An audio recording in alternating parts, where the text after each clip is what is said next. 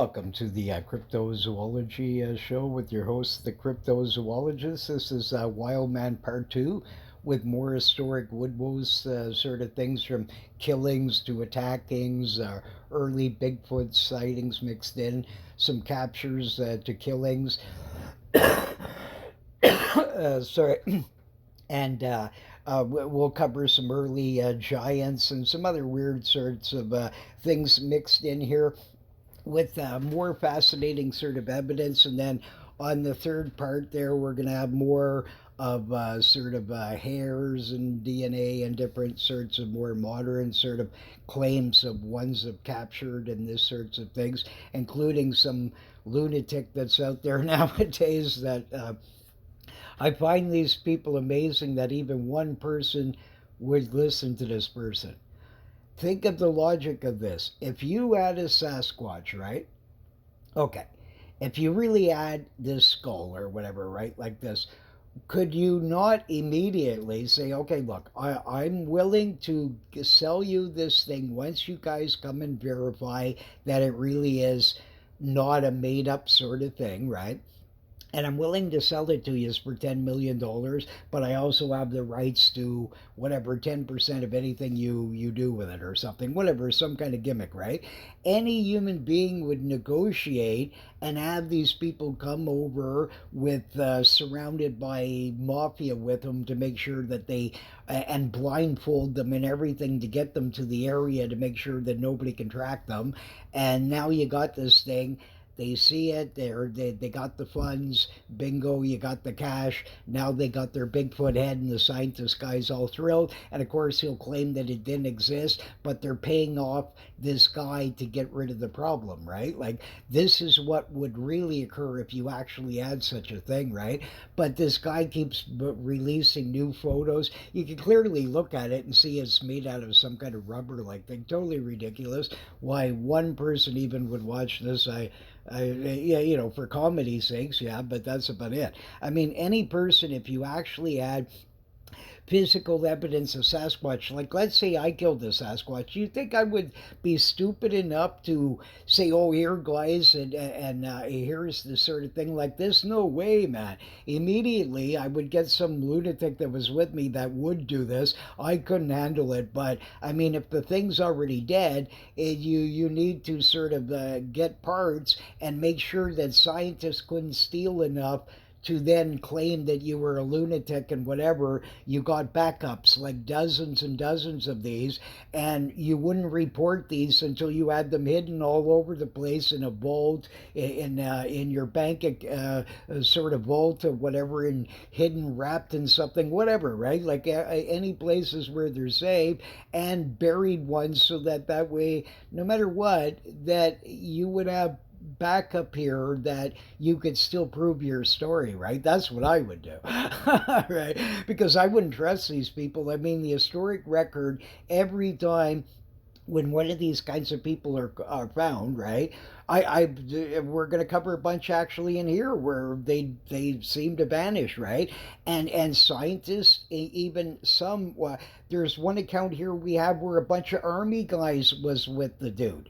Okay, so this is really fascinating sorts of things. I personally believe that they cannot be this fried. I really just cannot believe. See, the general public, when you're listening to a scientist guy, you just listen to him, right? Because you've been trained since childhood that any guy that speaks in Latin, that has his degree in something, immediately is much more intelligent than you are. And this is not the case. In fact, there's a show that used to be in Vancouver, okay?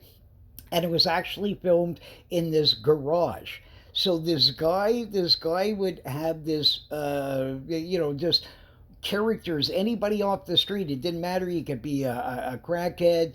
You could be in love with Sasquatch. You could be Xana's here husband. It wouldn't matter who you are. If you can pass a certain sort of a thing like this, then you get in, right? Now you're in this contest there. Many times these people off the street, old winos and all kinds of things, outdid people, big university professors, and all kinds of things. Just because somebody has a piece of paper, remember, the paper's only based on some other human being's beliefs previous that wrote the paper, right? Like it's sort of like there's a lot of, like I said, theoretic science, and I also get these ridiculous comments sometimes. I've been reading ichthyology books since I was like a tiny child here, 3 years of age, right? And looking at sort of and understanding them, right? Because my mother was an educational teacher, right? So this sort of thing. And I started reading every kind of fishing magazines you could think of across the world because I had relatives all over, and they would actually send me like angling times and all these different ones, right? I have still here in some boxes. At one point, I had over 15,000 sort of periodicals, magazines, and that, with about another 10,000 books. So that's insane amount that was read cover to cover. Like I said, Van Damme's not the only fellow that knows this sort of background of the world of angling as well, right? There's other people that also read them cover to cover and sort of thing. And I also practice every sort of thing that these legends ever did. But I was a kid, a lot of them, right? I started in the 60s, so a lot of these guys were like anywhere from 18 to 30, 40s, 50s, whatever, already at this point. But I was just a little kid, but already because I could fish 16 to 18 hours a day, I could practice all their things every day. In fact, this weasel that I was talking about in the previous show, how I actually got this thing, I was going along and I had seen this thing before, but I heard a couple of them screeching, right? And I had heard that weasels do this sort of behavior, so I figured out that there's got to be a couple of them in there. So I blended in. We build like sort of these things in behind trees and like branch like stuff and everything. And we hid behind these big sort of grass and that. And I started flipping right into this sort of thing. And what I did is I was attaching minnows to my line, right? And I had to get it in this trajectory in this tiny little hole, shooting way back up that these groundhogs dig. But the beginning of it, it was underneath a rock, so it was at a very strange angle, right? So what I kept doing is I would pitch minnows in there on this line and then jiggle it there, right? And all of a sudden they would yank it, but I didn't, I just slid the line through it and I tied it so that way it couldn't hurt the poor little fellow, right? He'd just be able to yank it right off fishing line. It's round, it's not going to even cut him or anything, right? So he did this several times, and I built a trap and I put baits of worms and minnows leading to this sort of old string box trap. And I had two volunteers with me, right? And but all the thing was is that I instantly, because I'm such an amazing caster and these sorts of things, and could handle any sort of rods and reels since a tiny child, right? I was sort of well adapted for all this sort of thing. And if I hadn't had skill like that, I wouldn't have been able to get this at the trajectory it was, because you couldn't stand in front of the hole, and this hole was right down at level of the ground. So you imagine you're on this sort of thing. You gotta pitch this and somehow still leave enough slack for it to get into the hole, right? So it was quite difficult, right? But I mean, this is my accuracy sort of thing like this. I would do this day and night, right? These kinds of casts and sorts of things like that, of all kinds of rods and reels, from bait casters, underspin, spinning reels, old Alvy reels, mooching reels. I've used any kind of sort of ones you could humanly pretty well think of across the board, and that sort of thing.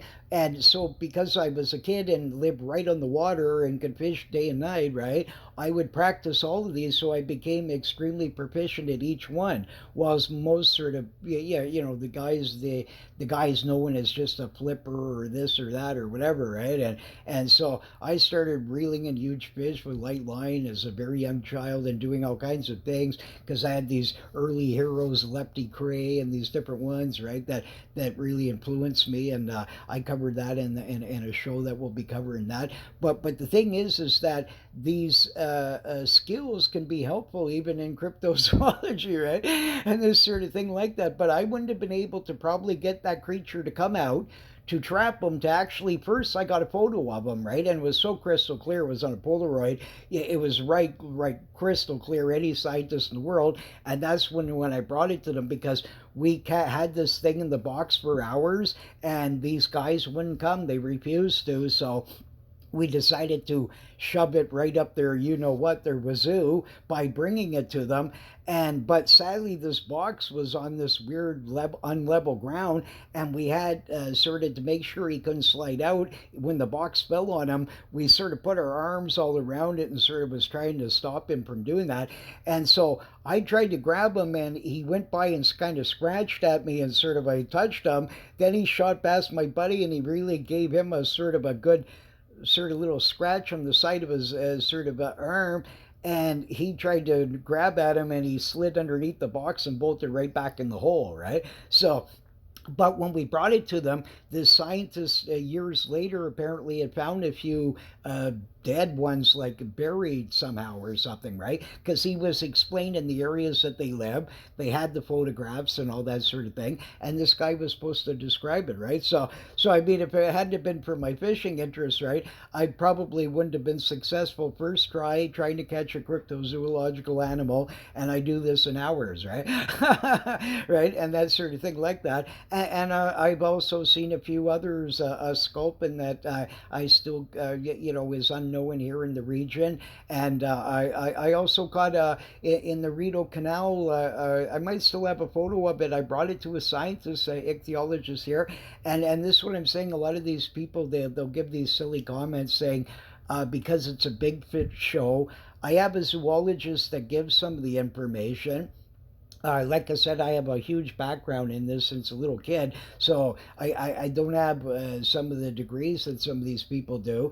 But the point is that I certainly could match any of them as far as like angling abilities or all these sorts of things, right? Like you know, I've appeared on ABC, NBC News before in front of millions of people. I appeared on Japanese fishing shows, Canadian, U.S. Sort of things.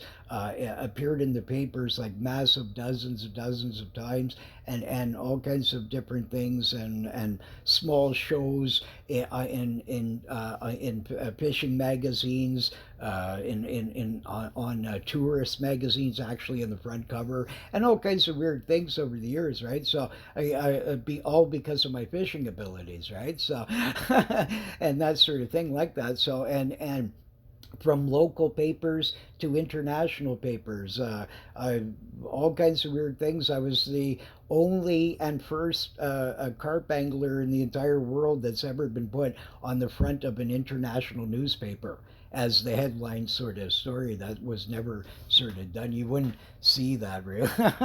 Yeah, you know, sort of thing. But all these kinds of things, right? So I mean, that's why, right? Is these sorts of reasons, you know. But and that's so I do have a very sort of a scientific background. I just don't agree with certain theoretic sorts of sciences, right? It doesn't mean that you know, like I said, real science is real science. You know, you put more weight on one side and less on the other.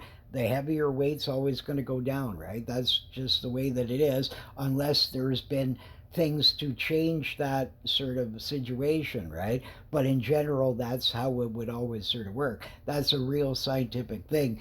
But basing on theories and things that you're preaching as fact that you can't actually 100% prove is a totally different thing, right? And that sort of thing like that, from dating of the earth to all kinds of things, right? Like I said, me personally, I sort of believe that there must be, because I've actually seen these things in the sky a few times and seen some really strange anomalies in the sky, and I'm not even really interested in them that much, except in the historic fact that I know that ancient relatives and all kinds of people from all over the place could not be massively yearly in ancient manuscripts and everything, the same thing like this Bigfoot phenomena. They can't every single time be writing huge books about, in whole chapters about how these silver discs came down and attacked the Roman soldiers and all these kinds of things, and all these people telling you this god-like guy is coming down. It's much more likely that whoever this god guy is, or these aliens, or maybe there's all kinds of them, whatever, right? Whoever they are, at the end of the day, they really influenced our society. This is where we come from, not from some poof of mud in the ground or any of this gobbledygook, right? That this is stuff There is no proof whatsoever. Like the basic of the sciences is that matter then would retain information on matter onto the next, and eventually create something, right? And this sort of idea. But there's no proof of this whatsoever, never been found, and never will be, and no below zero proof, sort of thing like this. It's much more logical that some ancient race here, whatever you want to call this god guy, right? And this sort of thing did actually really come here. Maybe these early people, maybe we were like this in when they first came, and the guy says, "Let us make man in our own image," right? So maybe he did something with us and then made us more advanced. But because the guy's there and he does this, does this necessarily mean that he found every cave-like dude that was running around back then? Probably not, right? So he would have done this with different groups, right, or whatever, right? Like you have this sort of thing, and then they pass on. It says too that he left these guardians at first. I suspect these guardian guys are the same guys that these Anunnaki and all this sort of thing, like these giants that they portray. Lots of archaeologists think that they're just portraying them that way, but I find this silly, right? Like, I mean, especially since there's ancient sort of giant crowns been found, armor suits over 1,000 pounds, as if who could wear that seriously? Like, right? But and the guy's got an 18-foot bed corroborating in the same place, so they found his armor. They got his bed, right? And the whole sort of do and everything matches up that yes, this guy was a friggin' monster, right? Like sort of thing like this. Apparently this guy was like 16 or 17 feet tall. There was another one 20 some feet and these kinds of things, right? These giants really did exist for sure. 100%. I'm going to show you a more recent find here that by an archaeologist. Now, of course, yeah, you know these things have vanished, right? But I mean, it's an original, authentic photo. It's back from that time. It's not CGI and this sort of thing like that, and it's quite fascinating. Very interesting stuff. So we're going to cover a lot of sort of ground here on this one as well. All kinds of more captures and weird sorts of things like that. But all I'm saying is that even if you think that people that have Bigfoot shows have no scientific background, this is not true. And there's all kinds of scientific people that have way bigger degrees than I do that have also their own shows that agree with me in a lot of these sorts of things. And they're scientific people, so I mean, yeah, come on, like I mean, obviously, a fairly well researched human being here, and that sort of thing like that. And yes, I don't claim to be any sort of perfect, and I do forget some names. Also, a lot of times this program types something wacky, and I might forget a date of something, or something was not included in it that should have been, and these kinds of things because it's like I said, working off of a very small little sort of area, and the older you get, the harder this is to do. But besides that, though, the point is that I look at scientific and fully agree with many scientific principles and all kinds of things. So I'm not knocking every scientist out there. I love lots of scientists; they're fantastic. I learned so many things from Jacques Cousteau to all kinds of people, right? But well, he's more of a marine biologist, but he's still a scientist, right? At the end of the day, it doesn't matter the field, they're all scientists at different degrees, right? I just, certain things were based on theories, right? And you can't 100% prove them, and just some of them I don't see any evidence for. It's just, you're just listening to a guy in the laboratory, he's not actually proving it, right? And I think that our ancient ancestors are more likely telling the truth. It's not feasible again that zillions of people see the same thing, and if you're still skeptical of it, go watch the film in Jerusalem there when over 10,000 witnesses. I interviewed a whole family, and these guys are Muslim. Like I mean, they don't sort of mess around with this sort of stuff, right? So these people did see this angel and it was floating there. And I mean, the film that I have on one of my other shows here about aliens, I mean, it's just extraordinary. You see the thing come down from the sky, there's flashing giant lights, the circumference of some kind of huge mother-like ship, like maybe it was a giant spaceship that was up there. But anyway, so this what I doubt that angels fly from heaven to here in 2 seconds is probably like they say that they ride these chariots. So the chariot is this giant UFO.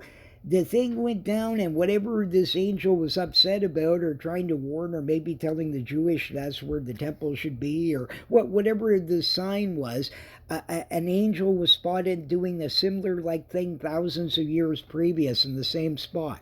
Okay, anybody watching that, this thing glows up a mile around the whole skies. It's impossible. It's not a gimmick. There's literally hundreds of different human beings and news reporters and everybody that all filmed it at different angles. No matter what any character claims, he's full of it, right? Like, so these people, they watched this, they instantly, I showed him the thing, and he said, that's him, that's the angel there, right? And they said that was the same dude that they saw, right? So, I mean, it's not, so even if you don't believe in them, you should sort of check that sort of thing out. Like I said, I'm not some God preacher guy. It's nothing to do with these things, but somebody probably created us, not likely that we came from a blob of mud or evolved from a sort of a carrot and a moose, right? And this sort of thing. So this is yet a bottom line with that sort of thing like this. That's just what I believe, right?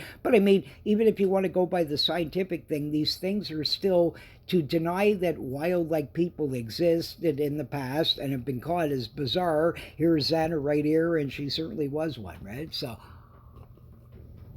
and we'll cover her in a second, but that sort of thing. But I mean, people need to sort of like have a bit more open mind to this sort of thing. Just because it's about Bigfoot doesn't mean that there isn't scientific like things that we're going to be discussing as well, and certainly agree with most of the science. But like many scientists, you can get the same scientists that believe in different theories, but one guy will disagree with the next, and both of them have every sort of degree you could humanly imagine. So who's to believe who, right? Like, I mean, if they're both equal, why are you picking one guy over the other, right? Sort of thing. So this is what I'm saying. There's, when it comes to theories, lots of people can disagree whether the guy has a scientific background or not. He may disagree on other principles that still are logical, right? And that sort of thing like that. So, but anyways, we'll move along here, but very interesting stuff. So a lot of things here to cover. Uh, in the 12th century, Moor Castle was attacked by giant hairy men who threw boulders at the castle. They were giants up to about 8 feet plus, covered fully in fur, pointed heads, huge feet, long arms, and a painter who was a battle artist painted it while the battle was happening to report to the king. Amazingly, the depiction is exactly of a Sasquatch of today, and sadly, I still cannot find the original one. But here's a tapestry that was made after of it, not that much later, and you can see the wild men. And apparently, these Moors, which is really fascinating, they were black. They show them in these sort of things as being as black, right? So that's fascinating. Early history of England that probably. I mean, have you ever heard that these people, yeah, a lot of people wouldn't know that, right? That interesting, but I mean, a sort of thing like this. But that apparently these Moors were sort of a black race, right? And that sort of thing like that. So extremely fascinating. But I mean, the painting depiction is so incredible that you would swear to God it was Sasquatch. And not only that, the whole story of why they did this is totally fascinating. Like I said, I personally believe that definitely a unicorn-like creature existed in the past. I don't think that they did up until I met a guy from Mongolia that was so mad at me that I did not believe him at first, right? That he was infuriated with me. And I mean, this is the most honest, nicest guy. This guy came all the way from Mongolia to Canada, right? And I met him, and we started talking about sort of Almista, right? And he said, well, he lived right in the center of Mongolia and didn't really believe in them. He had heard the stories, but he didn't know anybody had really seen one, and he was never out in the mountains or forests. So in his mind, he thought of them as more mythological, right? However, then I said, well, what about unicorns and that? Have you ever heard it? And then he said that his great grandmother had photographs still of unicorns, okay, and that they used to have, there was a a few that was kept captured that was belonged to some guy in Mongolia, and they would go visit these things and see them. Okay, and this guy, and I said, "Come on, really?" Yeah, and he said yes, and I said, "Well, my God," I said, "You got to get me this sort of whenever you go back to Mongolia, right? You got to somehow scan these and send this to me, right? Like, because I got to see this, right? Like, I mean, but I lost in touch with this fellow over the years." And sadly, this mystery is still out there. But this guy came from Mongolia.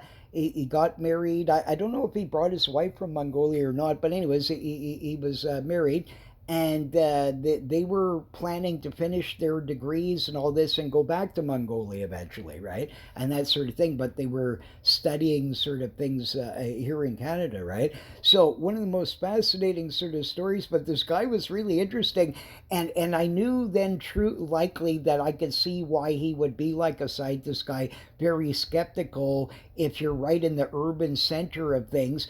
This guy was so fascinated, he had never seen birds or seagulls before or any of these, so he would stand there like a kung fu sort of thing, and he would just try and sneak up on them and get closer and closer and observing them. And I said, "Why are you doing this?" And he says, "Oh, we never see any animals in Mongolia. They're instantly eaten," right? Like, so they don't see any right in the major sort of parts where gangs of them are living. You have to go way out in the forest and that, and many of them don't. So they just hear the stories, but the centered people that are actually, yeah, I mean, more modernized, they don't sort of to them a lot of these things are more mythological, right, in that sort of way, right? But I mean, extremely interesting anyways. That it blows your mind, like sort of things like that. And but this guy's depiction, it's so sad that I can't find the original one.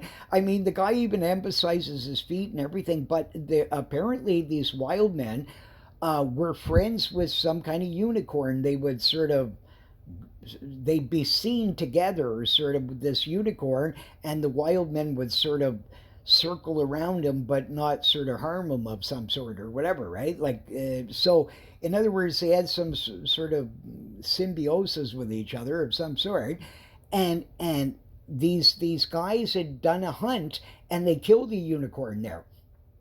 So when they killed it, these wild men, the second that they killed it, they weren't even able to get the body of the unicorn. This gang of wild men came out and started chasing them and attacked at them. So then they came and after and attacked the castle. So the theory was that the guy, the leader, had in his hand, he had this unicorn hand. Well, maybe not the leader. It's hard to know, but I mean, the guy's centered out. It's sort of like it seems like they broadcasted him more, or maybe just because he did have the unicorn hand in his hand. Whatever the reason, this guy, likely in a normal ape thing, the big boss guy would be able to grab the thing probably more than a secondary one, right? So let's say this is a fact that he was the head guy.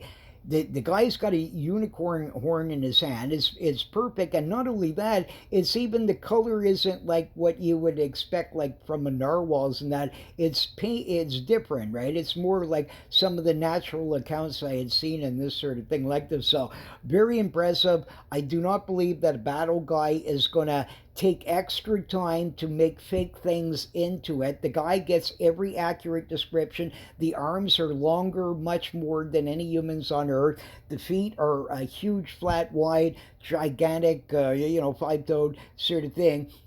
All kinds of them there, the cranium on the head, no neck, the whole do. These guys pelted this castle for, I think it was several days or more, or something like this, but eventually they calmed down and went away. But the thing is that, I mean, it's so well recorded and everything about it. And again, the shooting of the boulders, right? Primitive humans here, right? Now here, look at this guy. I was watching this fascinating show, and this guy's another person that's very interested in giants. I covered tons of them in another show that correlate with this, but I mean, there is only so much I could put in all these. But I mean, why these people are skeptical of 7, 8 foot people? I have gazillions of them in my other show about giants. all kinds of them, ladies and males, right? They weren't really that as uncommon as people think, and this sort of thing. So it doesn't matter. These guys, some just happen to wear furry and maybe are Bigfootish looking, right?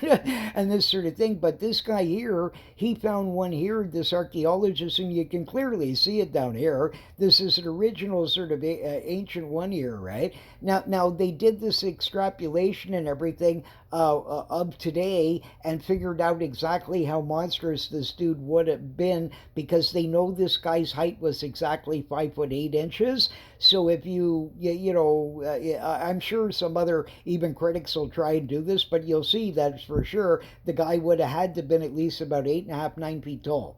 Okay, so 100% there is a Sasquatch leg sort of dude. Yeah, is right here. Right? Again, it's the same thing. Uh, some might be furry, right? And this sort of idea, but to deny that these exist is absolutely bizarre, right? Another one here, 1670s, a giant named Benjamin. Okay, he was actually a colonist, which proves another part of the theory that I believe in here. This guy had a double row of teeth. And he was kind of pretty furry sort of a dude, and he was used in this battle with early sort of natives and that, and he was used as this great warrior, and he was actually an early colonist of Rhode Island. Okay, so I mean seriously, this guy was like this, right? So this proves that a normal human being was produced this sort of an offspring, right? So again, let's say that the natives didn't hire this guy to be a great warrior for them. If this guy was living out in the woods, he would be Bigfoot, right? Exactly the same sort of thing. The guy's got double rows of teeth, and there's been all kinds of these skulls found in different areas. So what I'm stating to you is that even thousands of years ago, to hundreds of years ago, to 10 minutes ago, occasionally some of these kinds of people are born from somebody. The person's either embarrassed by it, thinks that the town's going to tar and feather him, whatever. All these kinds of things, they're let loose or just left off in the wilderness. Some survive. And even from thousands of years ago, from the flood after, different cave groups that might have survived, besides the sort of Noah's Ark gang, right? These guys might be descendants of these sorts of things, these Nephilim, as they called them, right? Because they said there was giants amongst the earth, right? But at one point they were titanic, right? But then they kept getting smaller, but these guys might have been the descendants of these sorts of things, right? So it's extremely interesting, but to deny that, 8, 9 foot sort of thing, but every time one of these are found nowadays, immediately you have to get some native representation guy, then an archaeology guy, then this guy and that guy, and every one of them eventually either the thing is going to disappear or that some bizarre problem that you can't excavate it to test it better, and it must be a moose or something, right? This is usually how it ends up, right? And this sort of thing like this, these guys get really paranoid about even talking about this stuff. Why the cover up? Why? What is the problem, right? It seems to me that these guys, again, from the Russians, the Almisty there, the giant Yeti, the Lotlev Pass there, again, I mean, this creature 100% was the killer. No matter what anybody wants to state otherwise, right? Avalanches. Not likely are going to be on a more flat level surface like where they were. Avalanches are not going to be able to have people running in different areas all at the same time. How could one guy's group be a mile away or at the same token, two more are found up a tree with their bodies ripped right off, ripped out of the tree, right? So with their nails still embedded into the tree, indicating that somebody grabbed them.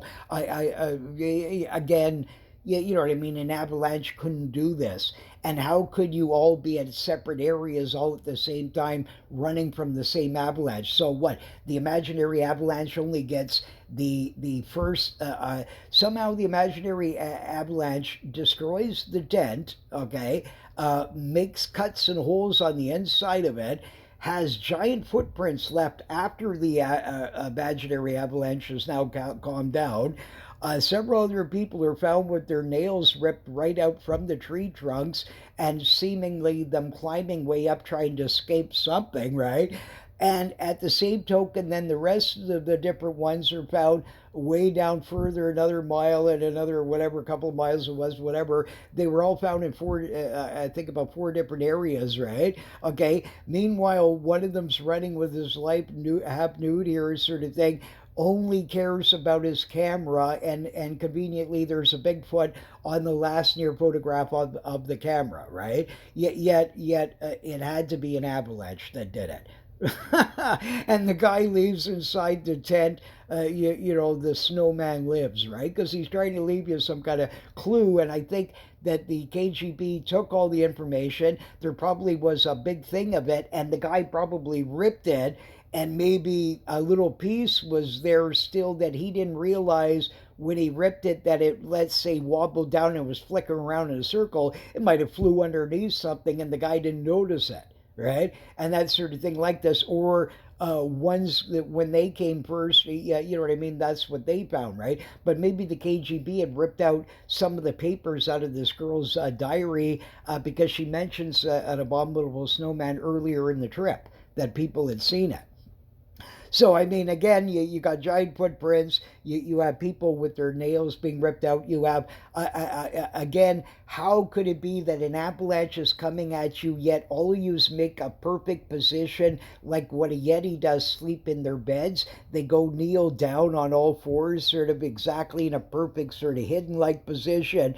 You're waiting for the avalanche to come on you? Come on, is that ever silly? The whole thing, the most silliest explanation I've ever heard of. When every other thing, you got a photograph of a Bigfoot, you'd still have to explain that. No matter what, there is a giant Bigfoot guy standing in a tree there, right? So even if the UFO Martians came, even if the KGB killed them, even if whatever ridiculous sort of thing, it doesn't matter. At the end of the day, you'd still have to explain that yes, these, because it's not a CGI thing, it's on the original negative, it's real, it's from an old box camera. The guy's running with it with his life. Obviously, he felt it very valuable, the pictures that were inside of it. And I guess this is what he wanted to prove, right? That yes, this abominable snowman like guy lives. And they found this sort of thing on it. I mean, you look at it, you can see muscles in it. I mean, this is 1950s. So, again, just to me, another sort of solid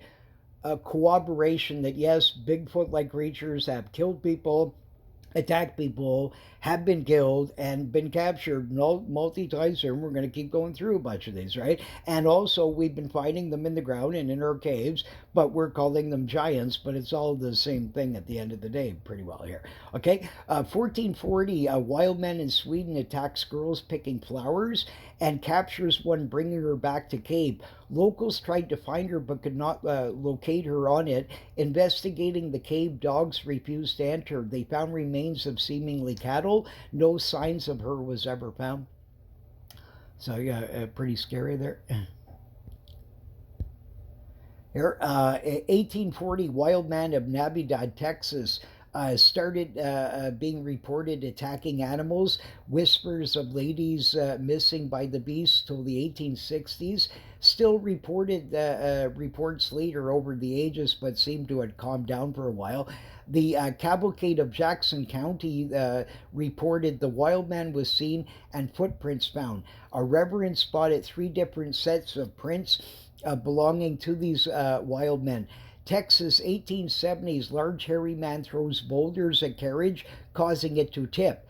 The driver was injured, and the two women passengers were grabbed first by one giant hairy man, at least about 10 feet tall. The other came out, who was maybe 6 feet tall, and grabbed the other woman. Neither were ever found. Sort of thing. Here's an early depiction of one battling with a guy here. I mean, how more, again, Bigfoot could you humanly get, right? To deny the consistency of these, they're all over the place, and the guy's telling you exactly the same thing every time. I mean, it's insane to keep denying this. It really is. Okay, here, ancient works warning of wild men attacking your cattle livestock. again, so many researchers get this wrong. They think it started in the 1960s and all this kind of things. These things have been going on for gazillions ages. Massive, massive moves there. Here's an ancient one here, the depiction telling you, warning you of the wild man to keep away from your cattle and your livestock and all that sort of thing, right? Absolutely fascinating. Uh, Here, this one here, Joyce describes an ogreish wild man, black like a moor, large and hideous, sitting on a tree stump and holding a large club in his hand. Okay, and these guys here, the early wilderman of the Algu Mountains, okay, in Germany, right? Okay, so here's this early book about a sort of wilderman here, but in Germany, you know, they call him the wilderman and this sort of thing like that. I mean, absolutely fascinating. There's so many of these; it's just mind-boggling, right? Here, soldiers for the King of Transylvania captured a wild man and kept him as a pet in the castle in the 1400s. Here's an early depiction of a wild man there. Now, here's something really interesting that I thought. I remember I was talking about in the first show about these early stagman. I found this early strange one here that I find very interesting. I think it was from about the 1400s or 1500s that it was done, something like that. I can't remember. I might be slightly wrong on that one. For some reason, a part of it's missing. But do you notice? Okay, you got two Sasquatches here. Okay, right. So the lady's got this sort of primitive sort of thing here, a sort of thing. But look at this guy here. He's got these horns on his head, right? Okay, like it looks like a hat. It doesn't look like the guy's actually depicting that the horns are growing out of his head. It could be, but it looks to me more like some kind of strange hat, right? So again, is this some kind of early depiction of like this, where this guy was maybe out hunting before or sneaking up on things? Like you notice here, there's like, I mean, like let's say even in the trees, maybe the guy stands there with a like a nest like thing and waits, and maybe the birds will come by and land on it, and then he grabs them or something. Who knows? Like some kind of wacky thing like that, right? I don't know the full historic reason of why this depiction was done, but I'm just saying it's very strange. It's just another sort of one that kind of reminds me of that stagman sort of like phenomena here. Now here's 100%. This one makes me laugh the most. Okay, the Santiago giant. The Smithsonian Institution bought this for gazillions of bucks. Okay, they had 8, 9 professors. I forgot to put in the information on it. It got either cut out or I didn't paste it in for some reason. But the bottom line is that these guys, about 7 or 8 of them, investigated. It was found around this native area of some sort. Okay, and these guys had dug it up. Not scientists, but this guy and some other people had dug it up, and so then they met these people from the Smithsonian. They all investigated. They gave the big check, right? So now here's their response later. They claimed it was made out of jello. Now, if anybody believes this, you really got to stay off the loco. I mean, seriously. I mean, this appeared in the local papers at the time. I can clearly see that that is a Bigfootish like sort of dude right in front of me. 100% a wild giant ape-man Bigfootish, like maybe this guy's feet is bigger than we think, even by, it's hard to know because they look just thinner. But again, I state that a lot of these could be these half breeds, right? And I covered them in other shows where these natives tell you that they were raped, and some of the children escaped and lived in their village, and they get like this where they're not fully furry. Like this guy's more furry sort of, so he took more of his sort of furry like sort of parts, right? But the thing is that 100% in front of you, here's a guy 8 foot something, and I see all these giant shows where the guy says, I'm fully dubious. You know that we haven't found even a 7 foot giant yet. There's all kinds of this historic records everywhere. Sort of thing. I mean, it's ridiculous. The Smithsonian was sued and even admit that they had to get rid of tons of giant skeletons. Same with dragons. That there used to be stuffed dragons all over the place. They removed them all because of this Darwinism thing. There's still one again, like I mentioned in 11th century, and that was killed by an emperor in Japan. Is riders by accident ran over a baby one, and they stopped it. And I mean, I would do anything on this universe to go to this museum and plead with these people to allow me to get extremely close photographs of it, and somehow a micro, like sort of where we could analyze the scales on it and see if they're sort of real or whatever, right? I mean, it's amazing when you look at it. It looks real. It looks 100% the depiction of ancient dragons that they showed. Mind-boggling stuff. And I mean, so yeah, right there, these things have vanished over the years, like, and all kinds of things like that. There is, again, skulls around, but they're getting less and less, and people hide these things because they're worried. Like, every time they've ever lent them out to an institution or a government or anything, they vanish and never to be seen again. Same with my weasel photograph, right? I brought the only sort of Polaroid because I only had the one, right? And that sort of thing like that. The scientist then was totally enthralled by this and that sort of thing. And the other old photos that I had was blurry, and I can't even find the original sort of negatives for these all these years. I might still have them in some box or something, but the thing is that this guy passed this around to another scientist who finally sort of thing, right? But it's awful shame. But anyways, it is.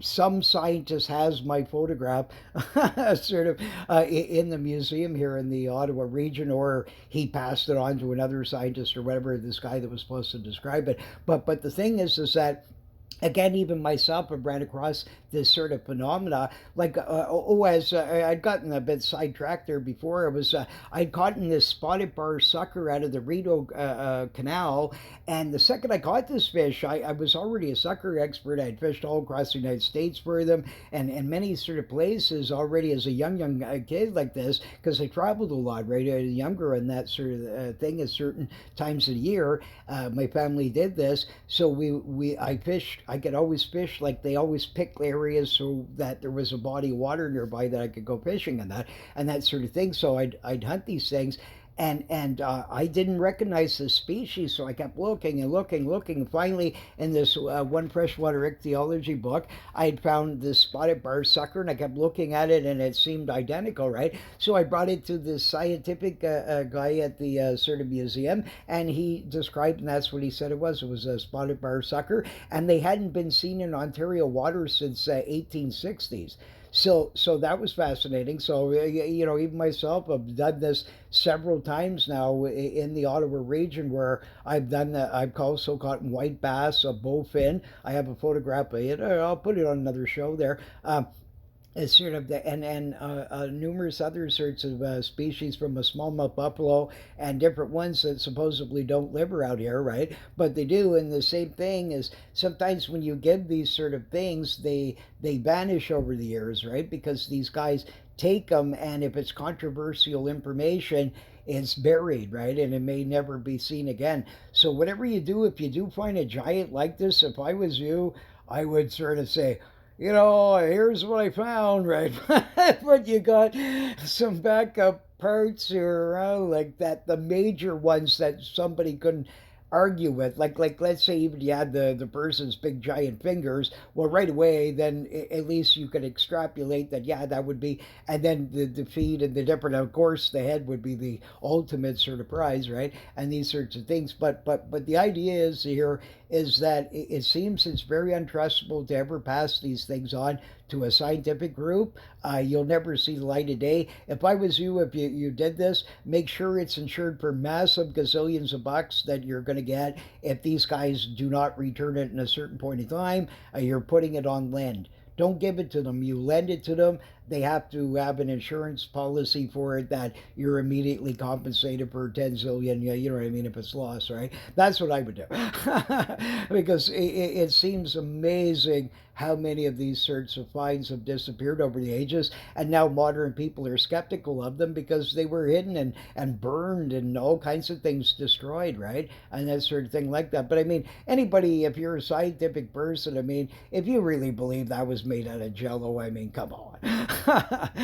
So, anyways, we'll move along here. Okay, here, like I said, a lot of these people claim the Lovelock giants didn't exist. There's two of their skulls. There's these guys were a bit more sort of advanced, slightly. A few of them, they only found like a bit of this sort of thing. So a lot of them did walk barefoot, like, and they had giant Bigfoot feet. This here, I'll talk about where these giants in India.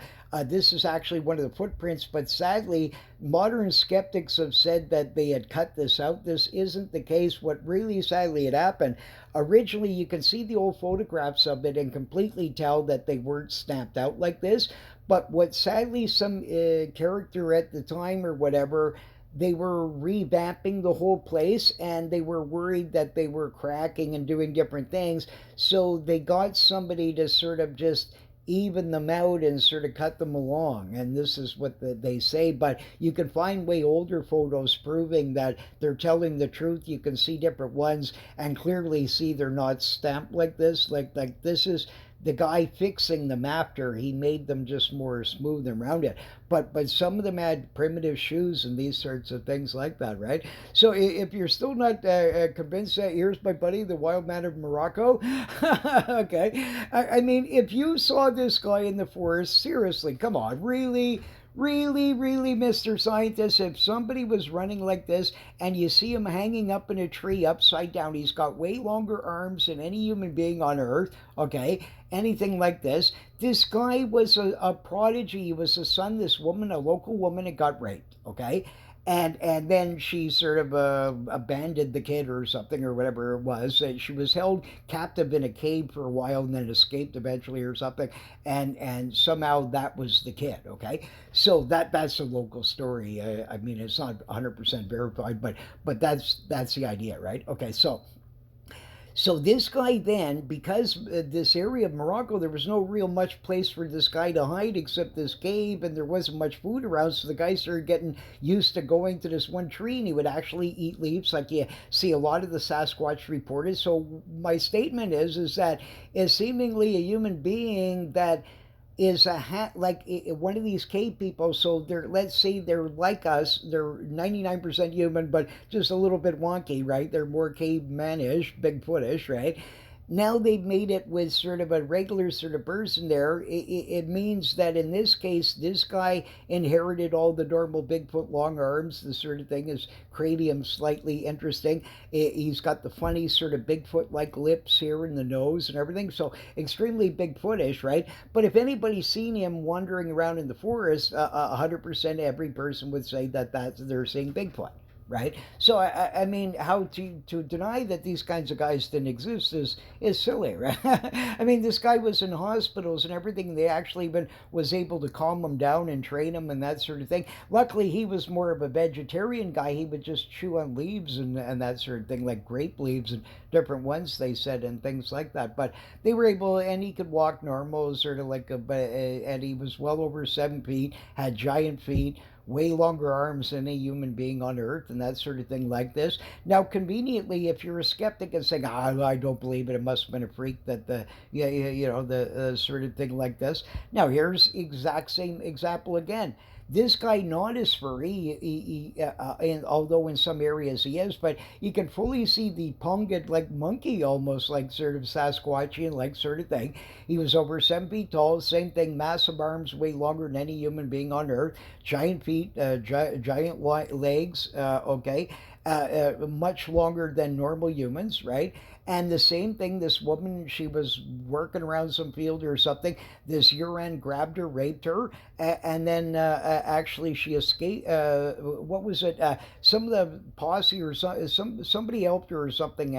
Seemingly escaped somehow, right? And so while this guy was raping her or whatever, and then she later had this guy child, and in the same thing, he was brought into these sorts of hospitals and brought around, and they could talk to him and slightly teach him small little sorts of things like this, right? But this sort of thing like this. So I mean, absolutely fascinating. Like I mean, seriously, right? Like so now here right across the world. So now we got from Morocco, we got China. I've already mentioned ones from England, the United States. Here we're going to be covering a different sorts of things. Now here, okay. So you're more early native Seraphine Long, okay? Who was a native from the Chehalis Reserve in northern BC, okay? In 1871 was kidnapped by a teenage Bigfoot. She was picking berries again, right? Okay, at the base of Mount Morris. And this guy actually flung her over her shoulders, put mud across her eyes, and kept her mouth shut, and so she couldn't see where she was going. Again, primitive intelligence here. Now, these case here, there was a family of them, and they fed her with berries again, right? Okay, and roots and things like this that they would eat. And they held her captive in there, and eventually this guy started making love to her. And she started getting sick when the baby was starting to get bigger and things like that, and she started learning to communicate with them. And then she kept pleading with them, and they could see that she was really sick. So they decided to finally sort of, the son decided to let her go. So he brought her right in front of her encampment or village, and left her out in an opening in the forest that was right near her village. They went and got her. She was slightly, really sick, and all that sort of thing like this. And she had this baby, and apparently this baby was hideous and hairy and giant and all that sort of thing, like kind of creepy looking, right? And they told her that it died, right? But some suspect that they might have killed him, right? And that sort of thing like this. But these people were actually a bit primitive, where some of them would use fire, right? In this case. But you can see here they were fully covered with hair. They were giants, right? And this sort of thing. And they're human, using human like intelligence and this sort of thing. So again, this is very correlates that in this case, especially, this was definitely human because she had a baby with them. Okay, so like I mean that's absolutely and not only that, they apparently spoke like some kind of weird Douglas like dialect, right? Okay, sort of thing. Not that Douglas dialect is weird, but I'm just saying it's strange that a Bigfoot would be talking this, right? But there's these accounts over the ages, and some of them claim that they spoke a sort of a language of some sort. So what I'm suggesting to you, depending on how this occurred.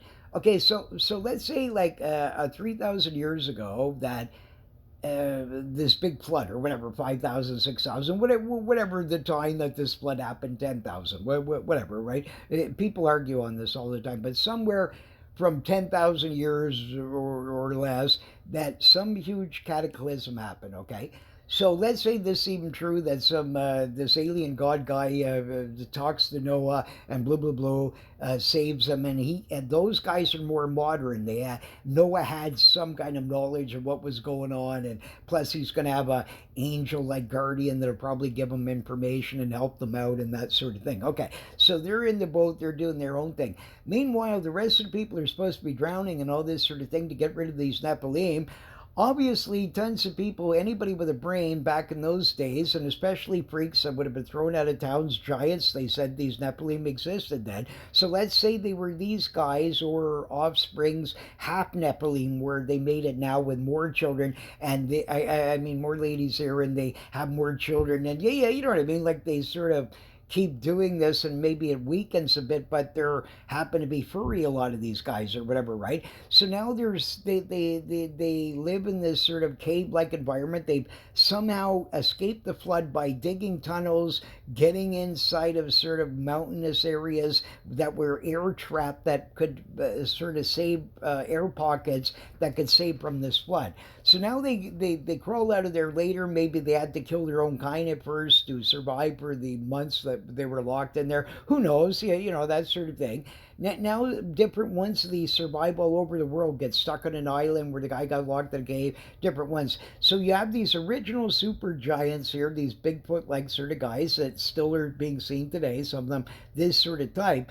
But then you have all these kinds of other mixtures here where again, these wild people have come down, grab somebody else from that sort of thing. And some of these could be like half ones, where there was enough of them around now that they're a bit more intelligent because they might have been taught some kind of small amount of language or some sort of thing by the parent of when they raped a normal sort of native lady and that sort of thing like that, even ages 1,000 years ago or whatever. So maybe some groups like that exist as well that are a bit more advanced, right? Which would explain the giant shoes that were made and different things like that, right? So it's just another area. I just don't believe that these random people all over the world are going to tell you exact same thing. They're the same height, they do the same thing. Some can use clubs, some have fire abilities, but at the basics, they all grunt or can speak some kind of primitive language. It all fits in. They're just different variants depending on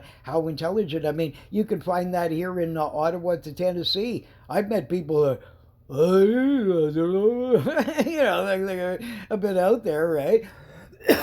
Sort of thing that are born in amongst us, right? To the backwoods Tennessee Bubba like sort of guy that yeah, he's not too familiar with anything except a case of Pabst beer, right? That sort of thing. Well, of course, I mean that sort of group. He may still have some natural intelligence about him and that sort of thing like that. And maybe really know his forest and all that, but he's not too, yeah, scientific minded, let's say, right? And that sort of thing like that. So this same feasibility could have occurred over the ages in all kinds of scenarios like that. And that's why you don't hear for the wild man for a few hundred years. All of a sudden, a new group has come along and that. But sometimes there are these real sort of the super giants where they didn't mix in with others, sort of where they didn't have too much sensual sort of things with natives that they raped and grabbed into the forest, or maidens from Europe or different ones, right? Those groups might have, because they were really isolated more further for us, maybe the purest kind of Bigfoot that we have. There may be some of those kinds around, but certainly some of them are these kinds where they're even more humanish like, and some have even a primitive language to them, and that's why they're outsmarting us, because they actually are really a sort of more like us in a lot of ways, right? And I mean, these things are ingenious. I mean, there was all kinds of mentions there. I thought it was the most ingenious idea ever. You're up in a mountain, any person in the world, I would have went by it. No, nobody would do this. There's millions of boulders around. You don't know that one of them has a cave in it. And it was noted in many, many different articles there in these early times that people claimed they were kidnapped, or hunters came across this, where all of a sudden they thought they knew the area, and now all of a sudden there's a hole there. They saw a cave because they happened to catch it a fluke in a million when the guy's out hunting. So what he does is when he comes back in, he pulls the boulder right back into the spot and it locks in there. You have no idea. It looks just like a boulder sitting on the ground. This is how they're hiding amongst us. These gazillions of years old story that they live in the caves and abandoned mining tunnels. They probably take them over with once, like let's say they start mining, right? There might be tons of tunnels that we didn't know about where these ape people were already living there. So now they're disturbed by all this sound. Now the miners bust in by accident into some of their chambers that they found, and they mention this in a lot of sort of things. You find this even in Arizona. There was these lizard people, like they were sort of Bigfootish, but they were lizard men, different sort, but the same kind of idea, like freaks that live down in these tunnels. And every time they would send people down there to try and save the previous miners, they were instantly killed and vanished. You'd hear them screaming, and help the lizard man's after me, and no more, he's gone. So they're even screaming it to you in that, and people would see these lizard men. Some escape, the odd miner and that sort of thing like that. But the correlation of this worldwide that they live underground, no wonder we can't find them. They're smart enough. They have sort of underground sort of systems that they're using here. Like here, this guy here, wild man. Like everybody talks about chupacabra like as a modern phenomenon. Like I showed you, cattle been mutilated like this, like a vampire, since many many moons way before. So there's a lot of researchers that state this, and that they have wrong information. Like cattle mutilations didn't start in the 60s, they started thousands of years ago. Right? And the same thing with this sort of thing. This US stuff here, here's a guy from the 1800s. He was killing all the cattle, draining them of blood. Even supposedly a few people had vanished around there, so they don't know if really he had anything to do with that or not, that sort of thing. But he did try and grab this cowboy, and the cowboy wrestled with him, and he tried to bite him on the ear. I was thinking of the old Tyson fight there. So he had the tenacity of Tyson, the greatest boxer, probably one of the greatest ones there for sure that's ever been out there. Sort of thing like that. But you remember that old story there where apparently Tyson had bit the guy in the ear. I guess he was fairly pissed or something, right? Well, this guy was doing a similar like thing, but this guy would actually drain you of blood, right? So pretty wild. So absolutely fascinating, right? And that sort of a thing like that. But I mean, this the early depiction of it. I lost the part of the article there. I couldn't find it. So, but anyways, that's the one right in from the newspaper, and he's picking up the cowboy wrestling with him, right, and that sort of thing like that.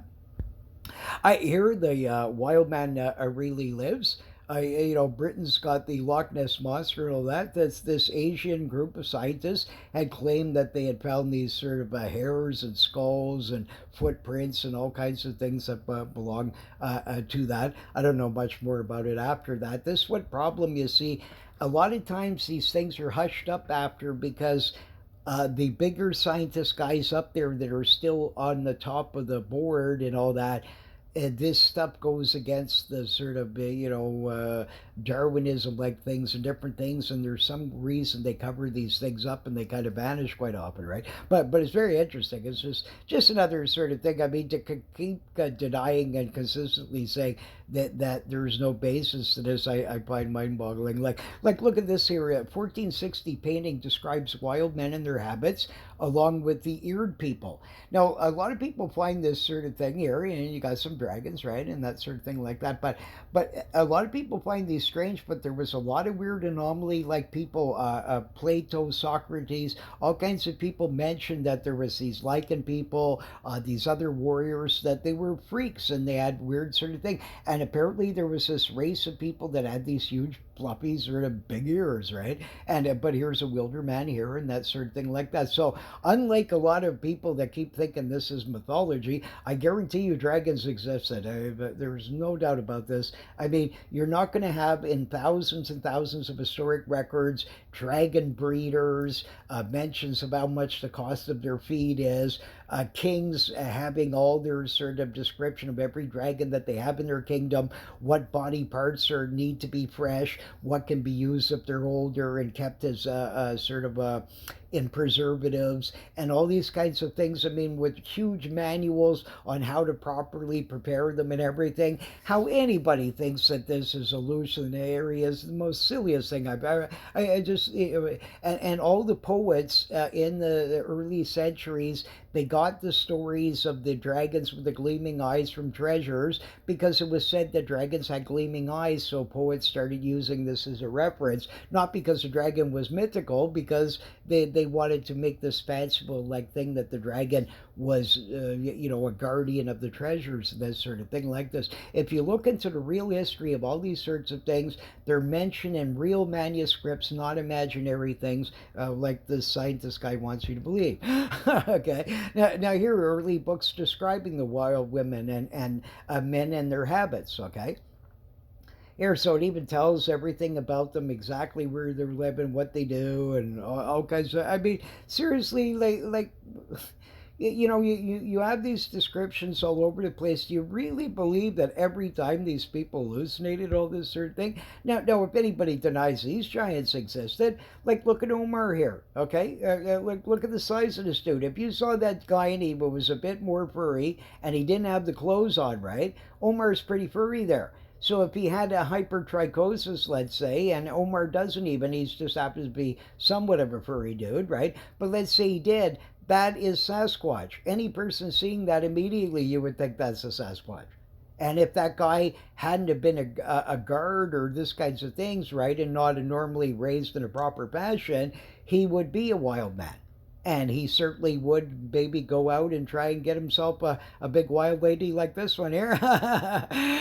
So I mean, these it's ridiculous how people keep saying, "Oh, the giants couldn't exist in 7, 8 feet tall." There's all kinds of them. I got tons of photographs of my other show. I'm surprised it's not watched more, actually, because I have all kinds of evidence of this, that sort of thing. These are all historic, non CGI, real sort of photographs from ancient sort of times, right? And I mean, these people were Titanic. Some of them. There's one guy for sure that was 8.5 feet, and there was Robert Wadlow. He was 8'11". So this one makes me laugh when scientists say that a human can only get no, because this has happened multi times since time began. There's hundreds and hundreds of photographs of known giants where there's photographs of them. Okay, so you can't deny that they exist, that they did, right? And even that giant before, the guy was a colonist. He was furry, was 2 rows of teeth. Look at this skull that was found. Look at that compared to a normal human being's, right? Again, any time this can occur in thousands of years ago to even maybe more modern times, like what the guy from Morocco and this sort of thing. And occasionally, if they mate with sort of a more wild-like person, you're going to have an operate like that and that sort of thing.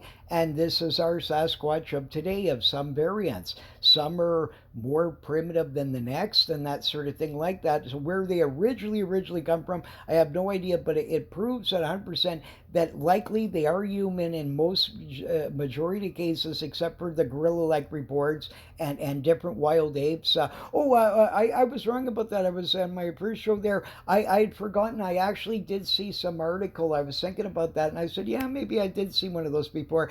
They're very rare. There's only about 2 or 3 known in the world where it's an orangutan and a gorilla. So there actually is such a thing. I'd forgotten. I actually had a picture of one, but the sort of thing. But what I was stating about that was is that it's very feasible in the Florida market in different areas that, let's say, in ancient times there was even some unknown ape, or let's say a bongo ape, and then all of a sudden now you got a lowland gorilla. Maybe both were on the pets on the ship. They escaped. They had some babies, and somehow now it created this new sort of thing. And maybe this is what people seeing, and then these guys running around the Florida market certainly wouldn't be frozen there and would adapt to it fairly easily. Now, meanwhile, a new circus 20 years later, which there was all kinds of reports of wild gorillas, chimpanzees, of many variants escaped over the ages from different circuses or let loose. It's very feasible then that they might run across some of them. So now you have a new sort of triple, like a new sort of one, right? And eventually, maybe this is the grassman like sort of ones, and the ones from Florida in certain areas where they're more not as big and more apish like, right? And this sort of thing. They could be a crossbreed of different thing, or simply they were a native North American ape that wasn't known. But to deny that the giants exist amongst us when we found them in our caves and everything else, and these 10 zillion stories, I mean, it seems mind-boggling to me. Bigfoot is already resolved. Simply, Bigfoot is two things. Many variants of these two things, but they're wild humans of some sort, depending on their intellect and how they were created. This particular group of them, right, and how old they are.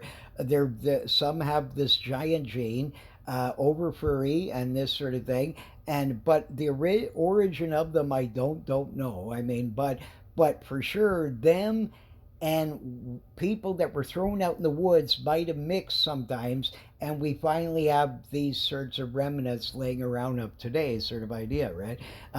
Scotland, 1400s, wild woman fully naked and covered in fur grabbed man on carriage, flung him over her shoulders, and carriage behind horses panicked, almost throwing them from the carriage. The wild woman put hand over his mouth, it seemed, as they saw him struggling on her shoulder. As they vanished into the woods, no trace was ever found. So it's not only the guys, the ladies there. So if you're looking like the Beebs or Trudeau or all those ones, you're in big trouble, buddy. So especially don't be going around Scotland there, because the wild lady, she's out there. But I mean, wild stuff, fascinating. The Oldenwald giant Hitler Sasquatch, I just love this one. Just like Stalin and Trudeau's Loch Ness monster mutants, world leaders from Putin to Trudeau have been blamed on creating these mutant hybrids, right? And here's sort of like almost like what this guy was being seen doing. But I actually interviewed this woman at a beer festival, and it was the funniest thing. Best story. I just, besides old George, I just love this woman. She was so fantastic. She was a giant. I mean, a giantess. I mean, this woman was about 6'3", 6'4", monster shoulders on her like Bigfoot. I mean, this woman was huge, man. I mean, she was scary, man, right? Like, but she had a very nice demeanor about her, and she wanted a cigarette from me or something. I can't remember what it was. She was asking me for something, so we started talking, and I said, "Oh, you come from Germany and all that sort of thing," and I said, "Wonderful place like this." So I just wanted to have some fun with her, and I said, what's down there? I said, you know, like, do you guys have any sort of mysterious, you know, things around there and that? And she said that her grandmother and her mother had actually saw a unicorn and this sort of thing, and mentioned this story about this unicorn, which I think I included another one there. But the other thing was is that her whole family around the Second World War, from about the night, I think the first sightings was somewhere around the 1930s. I lost a little part of it somewhere, but anyways, this guy somewhere between about 1930s to about the mid 1940s was about the last sort of where the guy was seen. This guy would march around this city called Oldenwall, and there was this forest nearby, and he would come out of it, and he would march around this sort of like wall, mountainous wall of some sort, and the guy would walk around there, sort of right near the edge of this Oldenwall place, and the locals would see him, and he would march up and down like Hitler with giant strides to him, and he was completely covered with fur, fully naked. He was at least about 7 feet tall because she said he was way bigger than her. Right? Okay, sort of thing like this. And he had super long arms, but she said the weird thing about him is he had small mustache, just like Hitler, like this, and that he would do the same thing like the Zig Heil, where the guy would sort of march up and down, and they had also seen soldiers marching around the similar area, so they were convinced that somehow that maybe Hitler was making some kind of had some kind of secret thing to help them win the war. Right? So I have no idea. Maybe it was one of his offspring things there or whatever, right? But I mean, maybe she really is, or but whatever the case, or maybe this Bigfoot was just nuts or whatever, or maybe it was just some big giant feral guy that was furry, right? That maybe was had hypertrichosis, and maybe he was raised a little bit when younger by somebody. Maybe they chucked him out of the village or something. Who knows? Like, but whatever the reason, this guy was a real monster and marched around there for about at least about 10 to 15 years, somewhere in that sort of range, right? And that sort of thing. And she said in that forest nearby, which I've lost the darn thing, but right around Oldenwall, it could be called the Oldenwall Forest or whatever. It might be part of that Black Forest. I'm not sure, but. The, right around this area also they used to have in ancient days, she said that she had heard that they used to have these unicorn hunts and things like that, and that they had actually still would see them occasionally up until around the wartime. And they said that after that, she had never heard any more stories about them. But her grandmother and mother actually saw a unicorn, right? So I mean, absolutely, very interesting. You got it, bit right, a certain thing like that. But I mean, absolutely bizarre. Like I mean, yeah, you know, makes you wonder, right? Like I mean, the craziness of them. There's just so many of these, right? McHenry, Tennessee, Bigfoot, mid 1800s, wild man 7 feet tall, covered with red fur that had a severe skunk smell, was witnessed often and captured by a local circus owner who caged him and sold tickets. He escaped, never to be seen again. The Bath Chronicle 1801 reported capture of a wild man off of the Cape of Good Hope. by the HMS Rambler heading to Newfoundland. And sadly, it escaped. They said he was a giant furry over 6 feet tall, sort of thing like this, right? And he had actually out wrestled three guys and somehow escaped and leaped off the boat, sort of thing like that. In 1850, Zana was captured. She was 6'6". She's way out in the middle of anything, in the most freezing sort of stuff. And this Russian troop was going by, right? And they all Mongolian sort of troop, and they all surrounded her, right? And that sort of thing. And they captured her, and they ended up selling her to this local man of means, right? And he caged her, and he started feeding her wine, and she started liking it, and that sort of thing like that. And it took her apparently years, and finally, apparently, he could let her out of the cage where she wouldn't try and run away. So he broke her spirit, right? Sort of thing. But apparently, these guys would mate with her, like him and possibly some others, and that. And they actually, she had relatives, and they at first thought that she might be of African origin, but later testing showed that she had anomalies and likely like some kind of Neanderthal. And one person was thinking that she might have crossed over the Bering Strait, sort of all these kinds of like some kind of weird thing where her ancient relatives might have somehow got across in some sort of fashion to this sort of area, right? And that sort of thing. But I mean, she was fully like a Sasquatch, right? So again, and to deny that such a thing, I mean, look at her, right? Like, I mean, seriously, here's the cranium of her. You can see the long sort of, it's different, right, than typical humans. Here was one of her relatives after, I think it was her nephew and niece, okay? And so they did tests on them, and the same thing, they had strange anomalies to them, right? And that sort of thing like that. So at first they were just stating that, but no matter what, how is an African person covered with hair living out in the middle of this sort of frozen tundra, right? That's a giant, right? Like, and sort of thing with huge muscles and all this sort of thing that looks exactly like Bigfoot. No matter what, you are looking at a Bigfoot like sort of a individual here, right? So she existed, her children existed, and now modern evidence tends to more think that she might have been some kind of ancient Neanderthal, right? Jacko, Yale, BC, a train going by, and young Bigfoot falls from the train, not from the train, from the side of this mountain. What I suspect what happened was, as the train rumbles, right, it might have, when the guy was climbing up this baby Bigfoot, it might have knocked some rocks loose. Normally, this would never happen. That's why you would never find one. But this guy fell at such great distance, and they're so powerful that even at that this guy falling this great distance and conked out, he was just slightly conked out.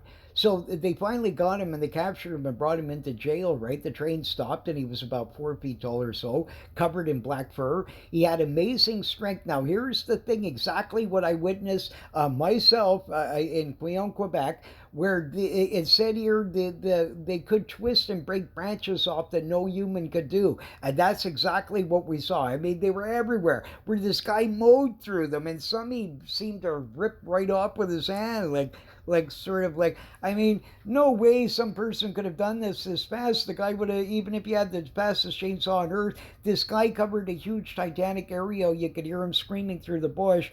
And then he vanished, that probably because the bush finishes, goes through a road, then goes through another forest on the other side. So I presume he went through there and vanished somewhere, right? Or whatever. And certainly we weren't going in there in the middle of the night with the stench of this dude and everything else. I mean, it was the craziest thing I've ever read across, right?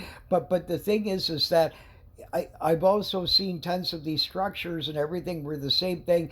We tried 3 or 4 of us to try and twist one of these trees around that he had busted off, right, on this sort of thing, and you couldn't do it. It took forever. Like, we just kept doing it, and that sort of thing. So there's no way some guy in that quick a time could be able to do these things, even at any cost, like no matter what kind of weapon or contraption he had. You couldn't do this. Plus, who's 10 feet tall that could bust these tree branches running through them? I mean, 3/4 of them were busted where he just seemed to mow through them. Like he didn't even, he just snapped them right off, right? but other ones he seemed maybe there was a bunch in his way or something, and he did it that way, right? Or they were fresher or something. I have no idea. I mean, it was very dark in that forest and it was hard to collect this evidence in the first place. Plus, I was petrified that this nut was going to come back, whatever he was, right? A sort of thing like this. But I mean, these things are mind-boggling how many of them that there are, right? Okay. 1840, Boston Daily Times reports natives captured a wild man and two children by shooting it in the calf, and the creature howled, and the children came out to look for it, then were captured as well. They had the second they got him in a cap, he started limping, he started limping and fell to the ground, and he couldn't run properly. So they got ropes and everything and wrapped it all around him, and finally got the dude, right. Apparently they were going to sell him or send him off to some sort of a circus exhibit there, and again, no follow up in the paper ever of what really happened to the guy thereafter, right? 1884, wild man Ochese Swamp captured in Florida. He was a giant covered in fur, could not speak. Nothing knowing what happened to him after he was chucked into the jail, right? This sort of thing like this. But I mean, I just covered a small amount this time there because I covered so many and some other shows. But the thing was is that like here's this Petrus Gonzalez here just to prove to you that this sort of thing has probably been occurring on and off throughout the ages. So even if the guy's a giant and he happens to have hypertrichosis, as long as he can find a wifey poo here, right, you can have these variants thereafter where it may be that gene is stronger and eventually it goes back to that over time. And so now you got a new primitive group after 300 years of them living back in cave environment again, sort of idea, like, right? It could go up and down, this sort of thing, right? But this guy here in Devonshire in 1948, he was captured, this wild man, and so then they presumed that he had this hypertrichosis sort of thing. But this king actually was presented to the King Henry there, and he started teaching them and got them sort of educated and all these sorts of things, right?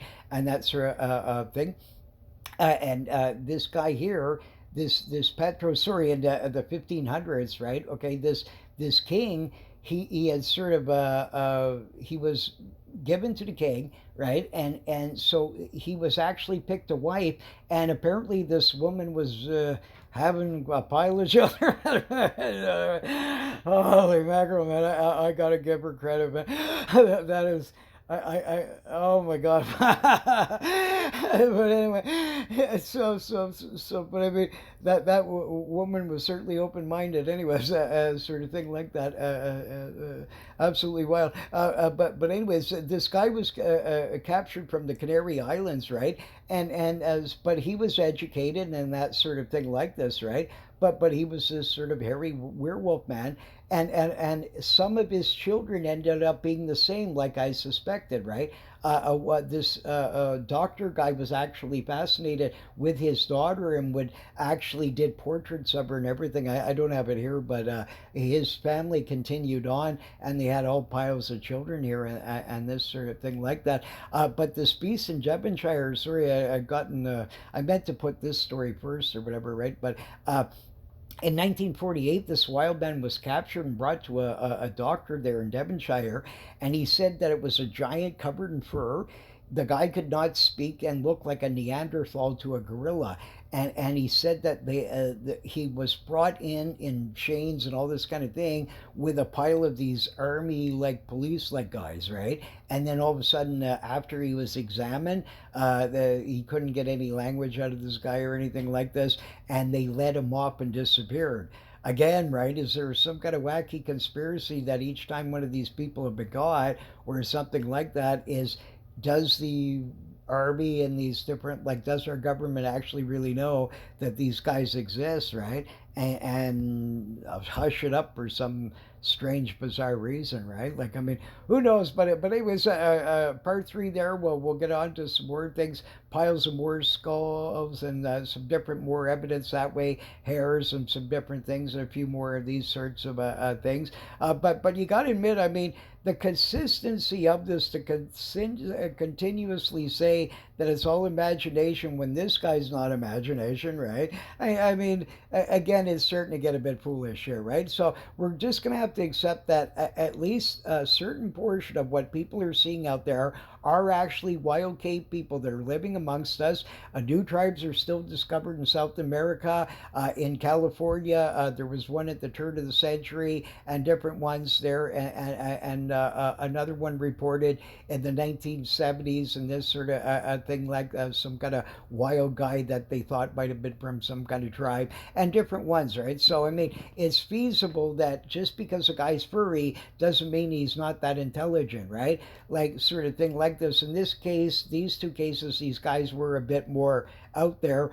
But I mean, the thing is that it's feasible that under the right circumstances, certainly some of them could be a bit more intelligent. And the only reason why this guy was caught, there was no place for him left to go. He had nowhere to hide, right? And that sort of thing. And the other one was a fluke in a million, where because a, the lady, a bunch of villagers helped her escape from the guy while he was trying to rape her, right? And that sort of thing like that. And then she had the child with him, right?